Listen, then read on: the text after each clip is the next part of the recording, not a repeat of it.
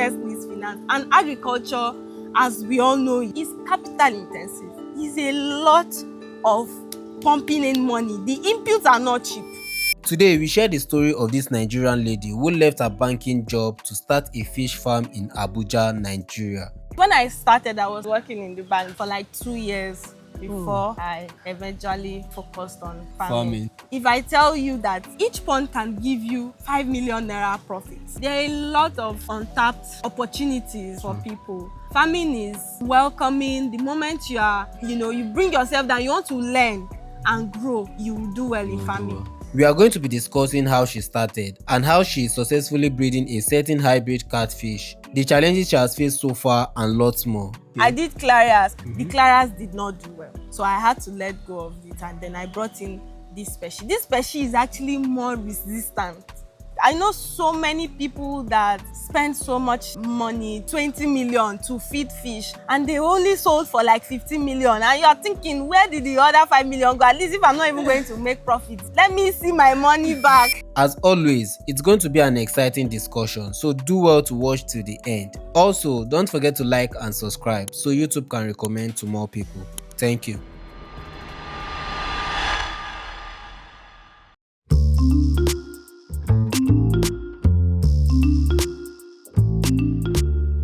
Can we meet you? What's your name? And you tell us what you do on the farm. Okay, my name is Ringmiko Zakaria, and I'm a catfish farmer in Abuja.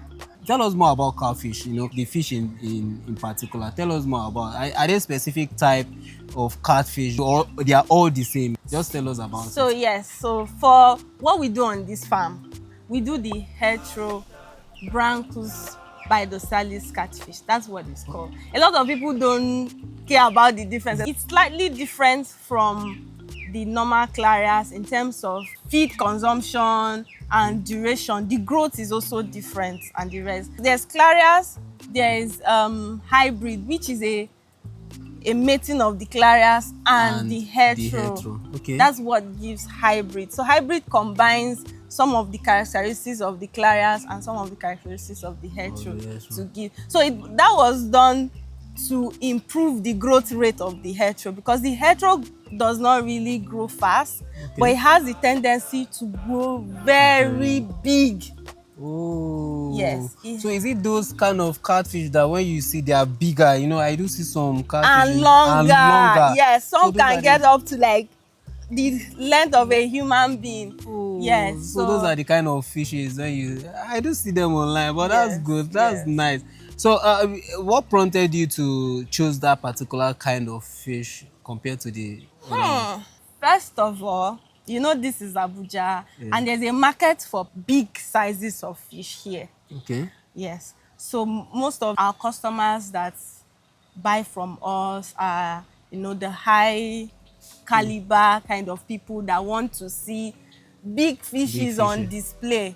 Yes. So because we are just opposite Metama here, the kind of people that live there. Oh, really? This place is opposite Metama? Yes. Metama is just on the opposite side of the express. Wow. So that means you can say you are a rich farmer now, a wealthy farmer. I'm a small farmer. I'm trying to get there, but I will get there. You're a wealthy farmer. I mean, you share space with the wealthiest people in Abuja. I will get there someday, hopefully.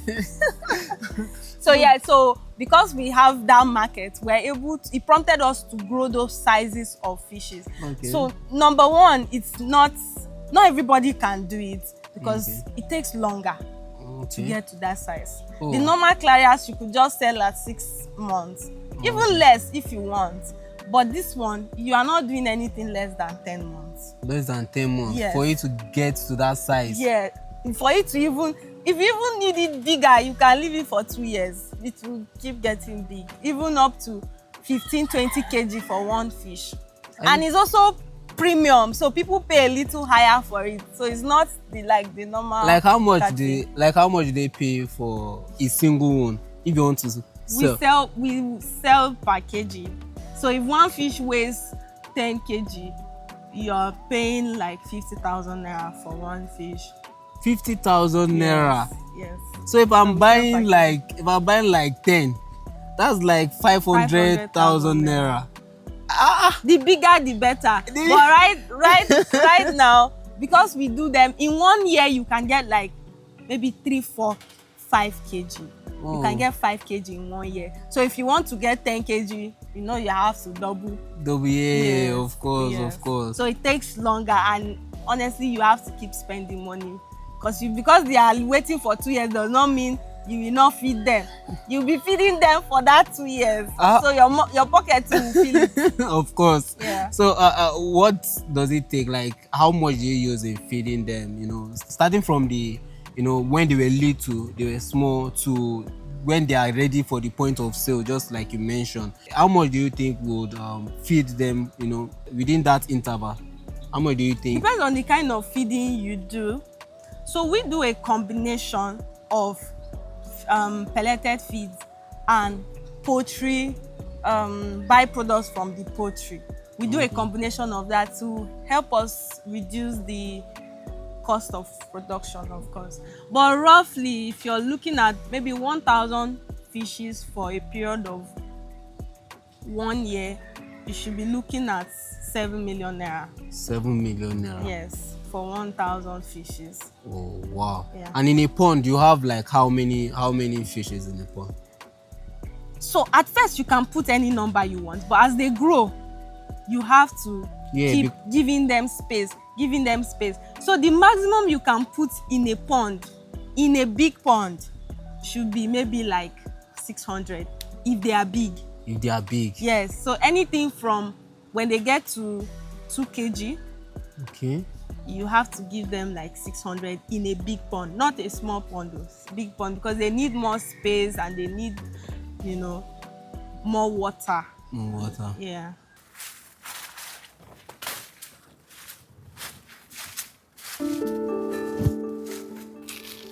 When I started, I was still working. I was working in the bank.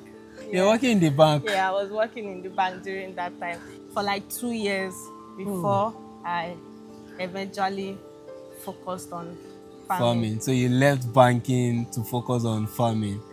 That means there must be something you see in fish farming. When did you start actually? 2021. 2021? Yes. Till now? Yes. And how will you say your growth has been like over the years, you know? There are so many things you can define as growth when it comes to farming.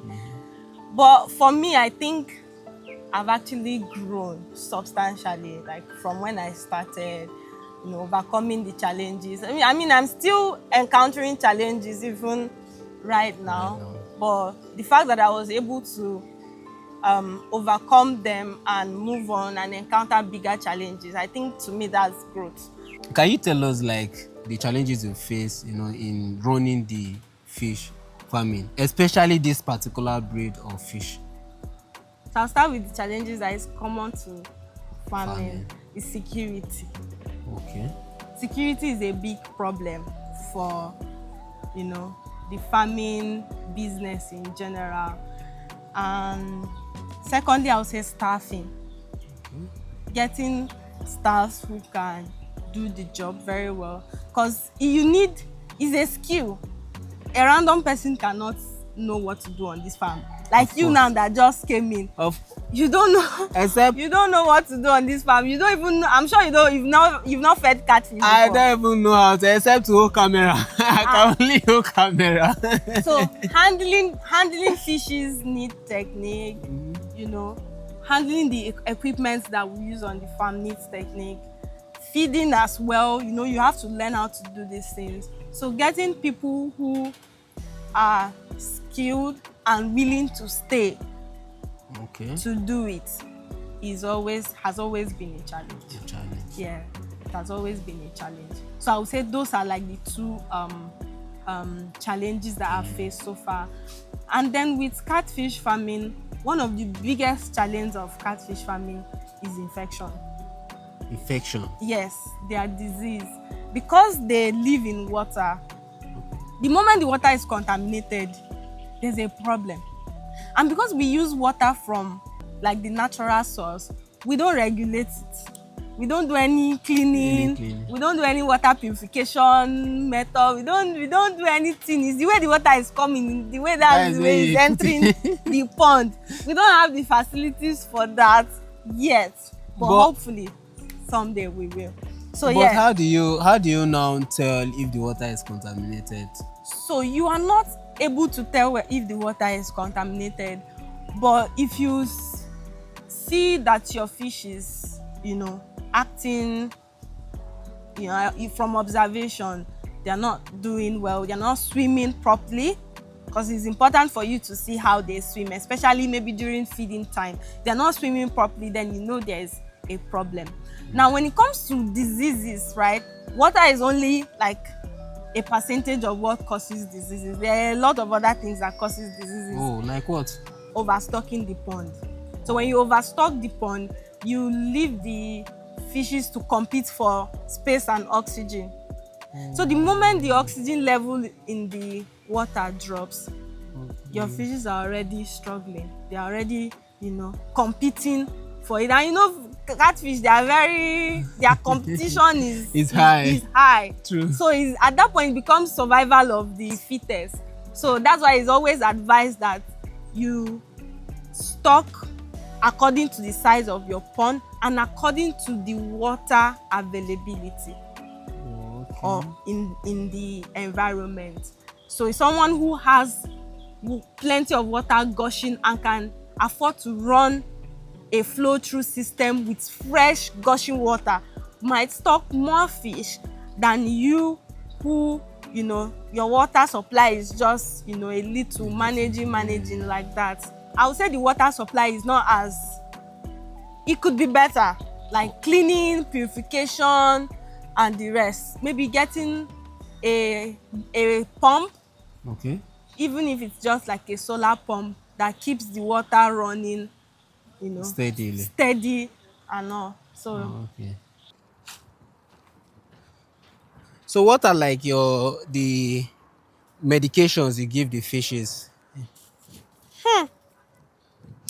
I don't advise farmers to give medication to fishes because we are farmers, not doctors. Okay. Yes, so I always advocate for organic treatment for your catfish. Okay. So you can use garlic, you can use turmeric, you can also use bitter leaf water to treat your fishes.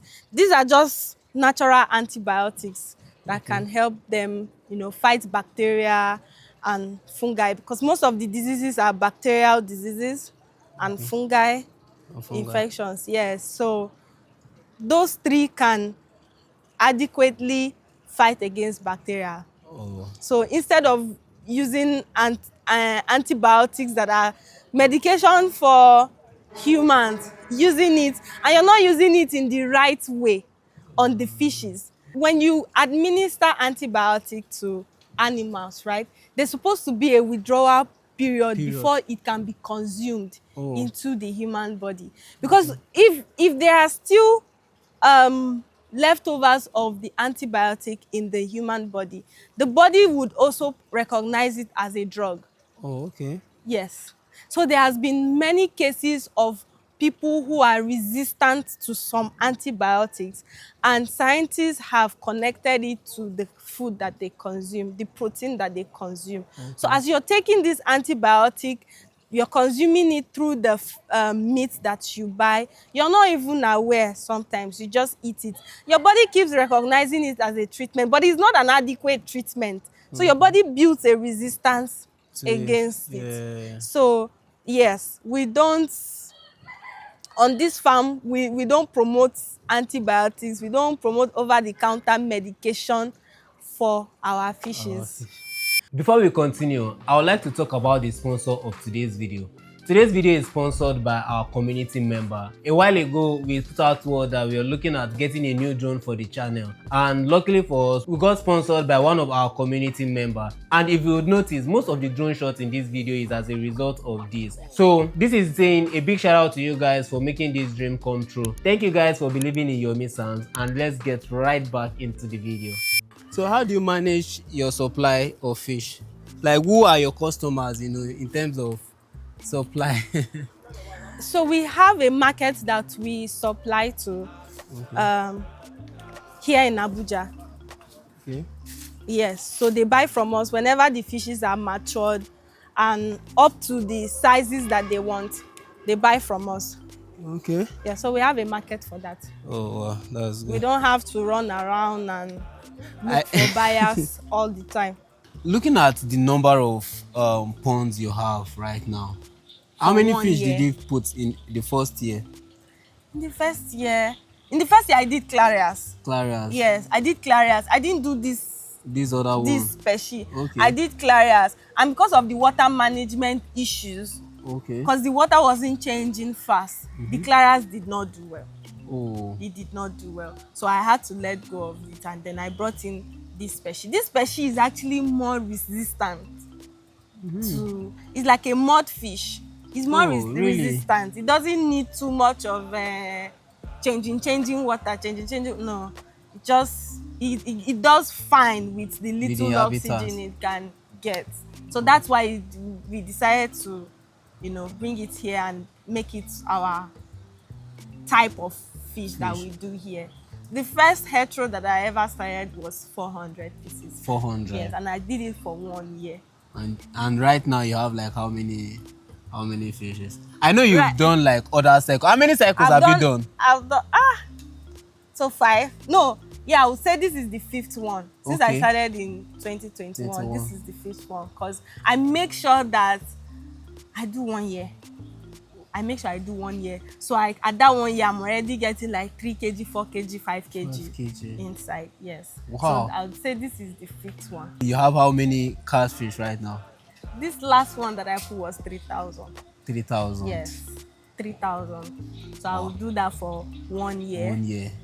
Yes, and then. Oh, that's a lot. Oh. Imagine 3,000. Then by the time you sell them, well, I mean, it might not sound a lot to people who do the other kind of catfish, the clarias, because those ones they stock like 10,000, no, 20,000. They do it for 6 months and they sell and they bring in new ones.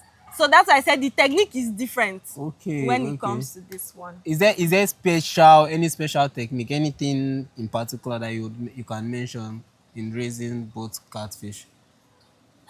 Okay, so with this one, the feeding pattern is not necessary. The clarias are more voracious. Oh, okay. They are more voracious. They want you to feed them every, 6 hours, right? Oh, okay. While this one is a bit more calm and, once you feed for the day, you are good to go. You don't have to feed them again. So I think just the difference is in the feeding, the growth. Just have to be a little more patient with this one because it's not consuming as much as the clarias other at clarias. a go. In the long run, it Oh. will.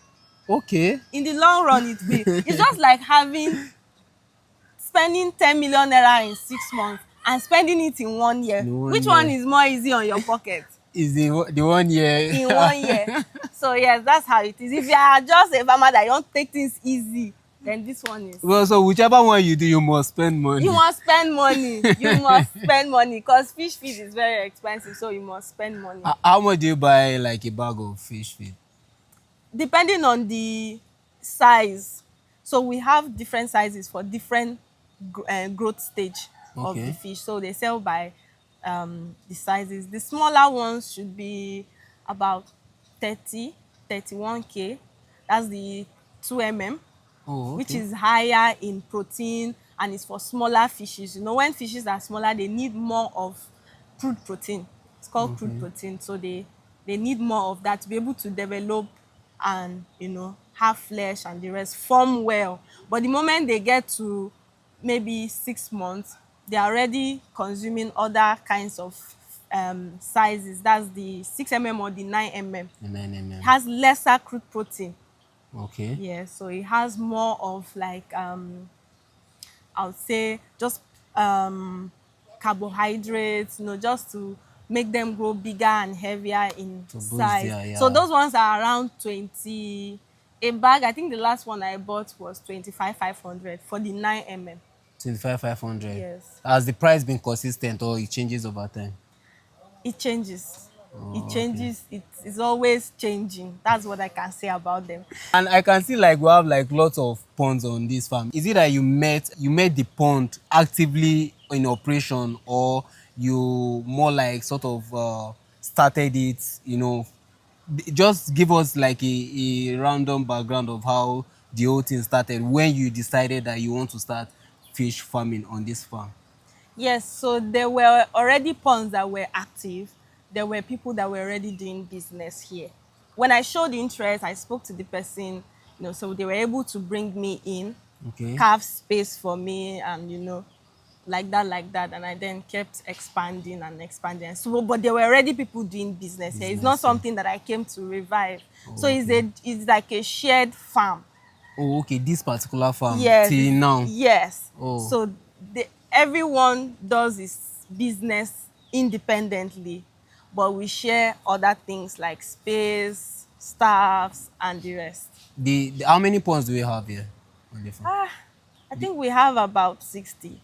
About 60 ponds. Yes, we have about 60. And some each quite big and some are smaller. Yeah, of course. Yeah. How many people operate on the farm in total? We're about 10. Yeah, everyone has their own combination of ponds that Ponds. they use. How many do you use? Currently, I use 4.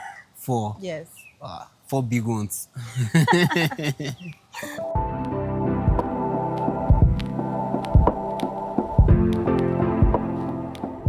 If you would advise someone that is starting up, that is looking at starting maybe a catfish business or something just like you do, like what would your advice be for that person? First, I would say get knowledge, YouTube videos, or get a consultant, or sign up for classes, learn a few things, and then start small. After learning a few things, you start small. Start small. Don't overthink it. I know so many of you want to have big farms, you want to construct big ponds, 100,000 fishes. Let it be known that you are the person that has stocked 100,000 fishes before, but that's a big trap. Start small and grow. Okay. Grow. You have to start small and grow, because when you start, you make mistakes. Whether you like it or not, you must make mistakes. True. There is you are coming in with the little knowledge you have. You can't learn everything at once. So, tiny mistakes that can cost you money will happen. So when you start small, the risk is not Much. Okay. Then as you learn, you grow. As you learn, you increase your capacity. As you learn, you keep, that way you keep expanding. That way you're not just putting your money on the line and risk losing everything to diseases and, other challenges in catfish farming. True. So would you have done like any other type of farming, agriculture, to fish farming? No, I think catfish farming is perfect, because catfish farming is very flexible when it comes to land. Like I said, I only operate 4 ponds, right? Yeah. And if I tell you that in each pond, depending on how well but each pond can give you 5 million naira profit. 5 million naira profit in a year? In a year, each pond. Wow. In a year. So and that one pond is just like what? It's something you can construct at the back of your house. If if your environment allows it, because it's an earthen pond. So catfish farming, with the little space you can make a lot of profit. You don't have to, get big land and canvas for hectares of land. So that's what I like about catfish farming. But that amount now is for like this particular breed of catfish? No, with any breed. With any breed. With any breed. because the advantage of the clearance is that once you do it for 6 months, you're able to repeat the cycle before the year runs out, while me, I'm still on one cycle. But when you do it very well, the profits accumulate, so it's almost the same thing. Let's just assume like the bare minimum is like 5 million, right? Yeah. And then you have like, let's say you have like 5 pounds, and then you have like, which might be even more. You understand? Which might be more depending on yes, exactly. So that means you can even be making like maybe 10-20 million in a year. It depends on how you run the farm itself, and that's beautiful. It gives you time. You don't have to sit there and watch. Okay. 1 hour of observation and feeding and all, you're done for the day. So that means you do other things on the side aside from. I do other things. What are the things that you do on the side? I just finished my master's. Oh, now. really? Yeah, so it gives me time to. If I was employed doing another job, I would not have time to run your master's. My master's. Masters in what exactly? Data science. Masters in data science. Yes. So I was able to do all that because I don't have to be here 24/7. Okay. I don't have to be here 24/7. I monitor. I make sure that I have my days that I come just to monitor and see that everything is going on well. But I don't necessarily have to stay back after monitoring. So it's, for me, I would say, if you have the time, I mean, why not? It's very. Gives you freedom. You're able to do other things. Yeah, that's good. So what advice do you think, like, for people outside in the diaspora looking at investing into farming in Nigeria, what would your advice be like for people like that? I would say move back. Okay. Move back. If you are interested in investing in agriculture, you have to move back. Or another thing is get someone who, preferably someone trusted, who can oversee everything for you, and then you can come and make sure you have cameras, and you're monitoring everything. With technology now, things have advanced a bit. If it was before the era of CCTV, I would say it's either you move back or you don't do it at all. But now that we have CCTVs, I would say with good monitoring, you are able to still put someone in charge, someone who you can trust. So it's not someone who you are employing to look after it for you. Okay. That's dicey. Don't put someone who you are paying salary to oversee your this thing. Preferably someone who is not on salary. Okay. So it could be like a good family member or like a business partner. So if you're partnering with someone and it's somebody you can trust, I would say, yeah, go for it. There are a lot of untapped opportunities for people. Farming is welcoming. The moment you bring yourself down, you want to learn and grow, you will do well in farming. But if you just want to come and throw money at farming, it will eat all your money. If you like, bring 1 billion. Farming will eat all the money and it will not vomit it for you. So, but if you have passion means you're not able to learn. You're now able to do better. You make a mistake and it costs you something, and you go back and say, oh, how can I correct this? How can I do better? How can I, improve on it? If you have that kind of mindset, then I would strongly advise that you go into farming. You can make a lot of money from farming. Just pick the right aspect of farming to go in. Yeah, true. So moving forward for you, do you think you would want to move into any other type of agricultural business or farming in general? No, I just want to be in catfish farming, but maybe I could move into other, should I say maybe feed production? Okay, other sectors of fish farming. Other sectors of fish farming. Okay. So I could move into feed production, but I just want to remain in catfish farming because it's far too easy. And with that, we've come to the end of this video. Let me know what you think about this farm in Abuja. I am going to be leaving their contact details in the description below. And if you have any story you would like us to feature on our channel, please do well to reach out to us via email or any of our social media handle. Don't forget to like, share and subscribe. And I will see you again on the next one. Bye for now.